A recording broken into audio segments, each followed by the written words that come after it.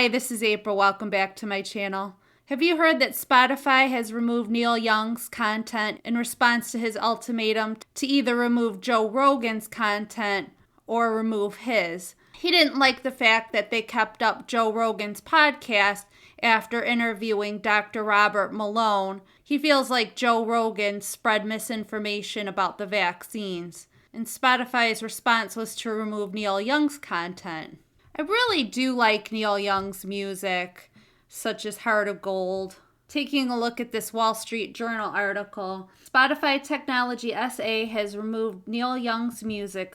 The company confirmed Wednesday, as a folk rock star isn't wavering in his objections to Joe Rogan's podcast. The Heart of Gold and Harvest Moon singer earlier this week penned an open letter to his manager and label asking them to remove his music from the service, saying it's spreading fake information about C-19 vaccines through Mr. Rogan's show.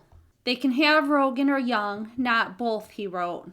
Mr. Young's record label, Warner Music, formally requested Spotify remove the music Wednesday. A spokesman from Spotify said, "We want all the world's music and audio content to be available to Spotify users. With that comes great responsibility in balancing both safety for listeners and freedom for creators." Yay, freedom! The company has detailed content policies in place and has removed over 20,000 C-19 podcast episodes since the start of the pandemic. "We regret Neil's decision to remove his music from Spotify, but hope to welcome him back soon," he said.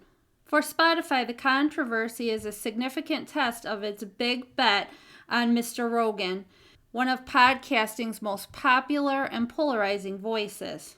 I really don't think he's polarizing. He just asks questions that the rest of us are already asking. We have the right to question medical advice. We have the right to question authorities. We have the right to question the government. Nothing new. Nothing shocking. We are Americans. Spotify struck a deal with Mr. Rogan in 2020 worth more than $100 million, according to people familiar with the matter, bring his loyal followers and lucrative show exclusively to its service. It's going to take people like Joe Rogan, who's not necessarily a conservative, and also people on the left like Bill Maher and Barry Weiss, who are willing to stand up and go against the grain of cancel culture. While they're content to kick us conservatives off of these platforms, it's something altogether different when it comes to someone like Joe Rogan, who is greatly loved by those on both sides of the political spectrum. I'm so glad Spotify called Neil Young's bluff. I like the music, but not necessarily the man's politics.